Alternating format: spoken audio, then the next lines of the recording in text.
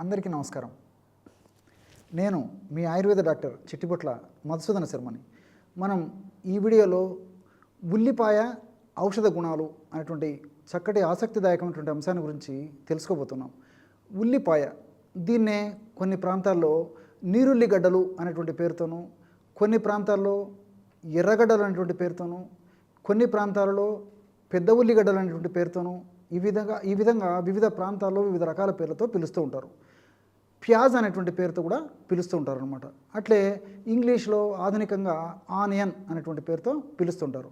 ఈ నీరుల్లిపాయలు మనకు సంవత్సరం అంతా కూడా మార్కెట్లో దొరుకుతాయి. ప్రతి ఇంట్లో సంవత్సరం అంతా ఇంచుమించు ప్రతిరోజు వాడదగినటువంటి ఆహార పదార్థం ఈ యొక్క ఉల్లిగడ్డ లేదా ఉల్లిపాయ లేదా నీరుల్లిపాయ. ఈ యొక్క ఉల్లిపాయను గురించి మనం ఆలోచించినట్లయితే అనేక రకాలైనటువంటి చారిత్రకమైనటువంటి విషయాలు మనకు బోధపడతాయి. ఉదాహరణకి ఈజిప్టియన్ల గురించి మనం ఆలోచించినట్లయితే ఈజిప్టియన్లు ఈ యొక్క నీరుల్లిపాయని మహా పవిత్రంగా భావించి మరణించినటువంటి వాళ్ళ పెద్దలకి ఆ యొక్క రోజుల్లో ఈ యొక్క ఉల్లితో చేసినటువంటి ఆహార పదార్థాలని నైవేద్యంగా పెట్టేవారని చెప్పేసి మనకు చారిత్రక ఆధారాలు తెలుస్తున్నాయి. అట్లే 1665వ సంవత్సరంలో లండన్లో ప్లేగు వ్యాధి విపరీతంగా విజృంభించింది. అనేక మంది మృత్యువాత పడేటువంటి, వేలాది మంది లక్షలాది మంది మృత్యువాత పడేటువంటి పరిస్థితి ఏర్పడిందనమాట ఈ యొక్క ప్లేగు వ్యాధితో. అప్పుడు ఈ ఉల్లిపాయలు అమ్మేటువంటి దుకాణదారులకి ఈ యొక్క ప్లేగు వ్యాధి సోకలేదట. అంటే కేవలము ఉల్లిపాయల యొక్క వాసన ప్రభావం చేతనే ప్రేగులను ఈ యొక్క వ్యాధిని ప్లేగు వ్యాధిని కలుగజేసేటువంటి ఆ క్రిములను సమర్థవంతంగా ఎదుర్కొన్నట్లు మనకు ఈ యొక్క చారిత్రక ఆధారాలు బట్టి కూడా తెలుస్తుంది. అదేవిధంగా రిచార్డ్ చక్రవర్తి, ఇంగ్లాండ్లో రిచార్డ్ చక్రవర్తి, ఆయన దీని శక్తిని గ్రహించి శక్తివంతమైనటువంటి ఈ యొక్క ఔషధంగా ఇది గ్రహించి ఆ చక్రవర్తి, ఇంగ్లాండ్ చక్రవర్తి రిచార్డు ఉల్లిపాయను దండలాగా చేసేసుకొని మెడలో ధరించేవాడని చెప్పేసి కూడా మనకు చారిత్రక ఆధారాలను బట్టి తెలుస్తుందన్నమాట. ఈ విధంగా చారిత్రకంగా కూడా మనం మొదటి నుంచి గమనించినట్లయితే ఒక భారతదేశంలోనే కాకుండా ప్రపంచవ్యాప్తంగా కూడా దీనికి ఉన్నటువంటి ప్రాధాన్యత మనకి అర్థమవుతుంది. ఇందులో అనేక రకాలైన రసాయన పదార్థాలు కూడా ఉన్నాయి. ఈ క్యూరిసిటిను, అదేవిధంగా డైసల్ఫైడు, ట్రైసల్ఫైడు, సల్ఫరు, పెపెన్ను, ఇలాంటి అనేక రకాలైన రసాయన పదార్థాలు ఉన్నాయి. అట్లే ఈ యొక్క ఉల్లి క్రిమినాశకారిగా చాలా అద్భుతంగా పనిచేస్తుంది.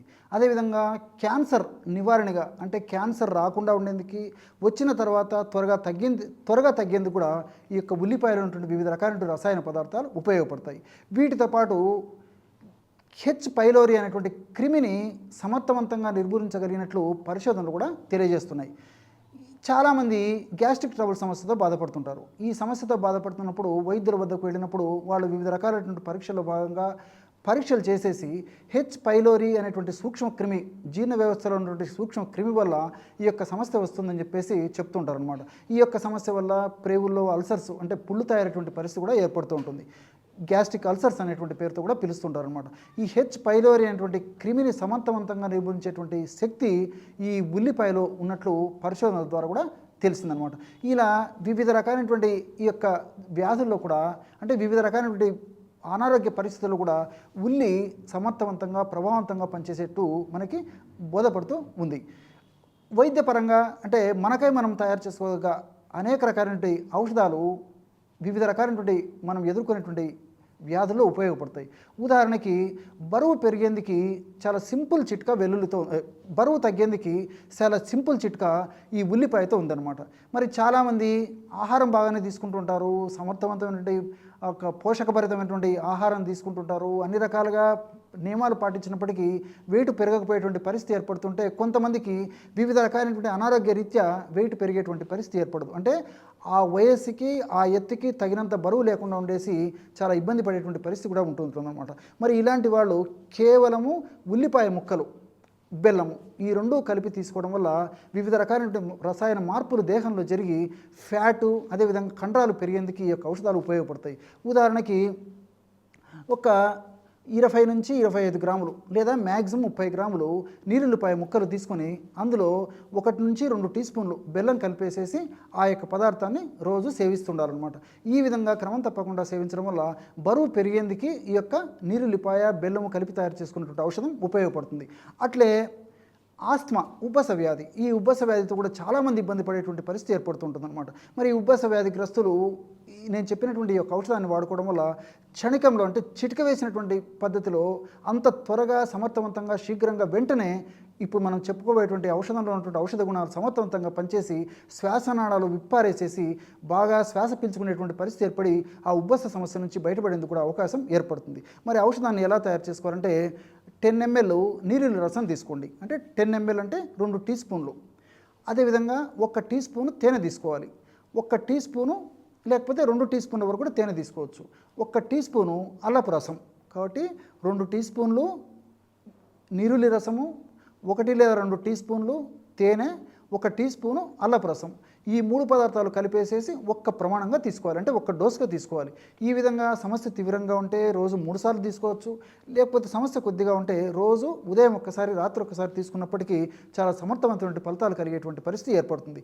అట్లే మధుమేహం, దీన్నే షుగర్ వ్యాధి, చక్కెర వ్యాధి అనేటువంటి పేర్లతో వివిధ రకాలుగా పిలుస్తూ ఉంటారనమాట. ఈ రోజుల్లో వివిధ రకాలైనటువంటి కారణాల వల్ల ఒక్కసారి మధుమేహం మన బాడీలోకి ఎంటర్ అయిన తర్వాత మరి ఒక పట్టాన అనేక రకాల ప్రయత్నాలు చేసినప్పటికీ తగ్గకపోగా మరి ఎన్ని రకాలైనటువంటి మందులు వాడినప్పటికీ సమర్థవంతంగా కంట్రోల్ కాకపోకుండా ఉండడమే కాకుండా వివిధ రకాలైనటువంటి సైడ్ ఎఫెక్ట్స్ కూడా ఆ యొక్క షుగర్ వల్ల కలిగేటువంటి పరిస్థితి ఏర్పడుతుంది. అంటే కంటికి సంబంధించినటువంటి ఇబ్బందులు రావచ్చు, మెదడుకు సంబంధించినటువంటి ఇబ్బందులు రావచ్చు, రక్తనాళాలకు సంబంధించినటువంటి ఇబ్బందులు రావచ్చు, అదేవిధంగా గుండెకు సంబంధించినటువంటి ఇబ్బందులు రావచ్చు, ప్రేవులకు సంబంధించినటువంటి ఇబ్బందులు రావచ్చు, చర్మానికి సంబంధించినటువంటి ఇబ్బందులు రావచ్చు, అట్లే కిడ్నీ మూత్రపిండాలకు సంబంధించినటువంటి ఇబ్బందులు రావచ్చు. ఇలా వివిధ రకాలైనటువంటి అవయవాలు కూడా ఈ షుగర్ వల్ల ఇన్వాల్వ్ అయ్యేటువంటి పరిస్థితి ఏర్పడి వాటి యొక్క సమర్థత కూడా తగ్గిపోయేటువంటి పరిస్థితి ఏర్పడుతుంది. కాబట్టి మళ్ళీ అలాంటి పరిస్థితి రాకుండా ఉండేందుకు, వ్యాధి నిరోధక శక్తి పెరిగేందుకు, షుగర్ వ్యాధి నియంత్రణ ఉండేందుకు కూడా ఇప్పుడు మనం చెప్పుకోబోయేటువంటి ఈ యొక్క నీరుల్లితో తయారు చేసుకున్న ఔషధం ఉపయోగపడుతుంది. ఎలాగంటే నీరుల్లిపాయలు ముక్కలు ఒక 50 గ్రాములు తీసుకోండి. అంటే నీరుల్లిపాయలు తీసుకొని శుభ్రం చేసేసి ముక్కలుగా తయారు చేసేసి చిన్న చిన్న ముక్కలను ఒక 50 గ్రాముల వరకు తీసుకోండి. ఆ నీరుల్లిపాయ ముక్కల్లో ఒక 10 ml అంటే ఇంచుమించు 10 గ్రామ్స్ వరకు తాజా పెరుగు కలిపేసి ఒక 10 నిమిషాలు అలాగే ఉంచేసేసి ఆ నీరుల్లిపాయలు పెరుగు కలిసినటువంటి మిశ్రమాన్ని రోజు ఒక ప్రమాణంగా ఉదయం పరిగెడుపున తీసుకోవచ్చు, లేకపోతే సాయంత్రం 5 నుంచి 7 గంటల మధ్యలో కూడా మరొకసారి తీసుకోవచ్చు. రోజు ఒక్కసారి ఈ యొక్క ఔషధాన్ని ఈ పద్ధతిలో ఆహార ఔషధాన్ని వాడుకోవడం వల్ల షుగర్ వ్యాధి నియంత్రణలో ఉండడం కాకుండా షుగర్ వ్యాధి వల్ల వచ్చేటువంటి వివిధ రకాలైనటువంటి ఉపద్రవాలు అంటే తగ్గేటువంటి పరిస్థితి ఉండడమే కాకుండా వ్యాధి నిరోధక శక్తి కూడా విపరీతంగా పెరిగిపోయి ఇన్వడింపజేసేసి భవిష్యత్తులో మరి వ్యాధి నిరోధక శక్తి తగ్గడం వల్ల వచ్చేటువంటి ఉపద్రవాలు కూడా తగ్గేటువంటి పరిస్థితి ఈ యొక్క ఔషధాల వల్ల కలుగుతుంది. కాబట్టి ఈ యొక్క ఔషధాన్ని ఈ పద్ధతిలో వాడుకోవడం వల్ల ఇందులో ఉన్నటువంటి ఔషధ గుణాలు, రసాయన తత్వాలు మన దేహంలో సదా ఉంటూ, సదా కాపాడుతూ, సదా మన ఆరోగ్యాన్ని రక్షించేటువంటి పరిస్థితి ఏర్పడుతుంది. చూశారు కదా, నీరుల్లిలో ఎటువంటి ఔషధ గుణాలు ఉన్నాయో మీరు ఈ వీడియోలో తెలుసుకున్నారు కదా. మరొక వీడియోలో మరొక అంశంతో మళ్ళీ కలుద్దాం. అంతవరకు నమస్కారం. మీ చిట్టిపొట్ల.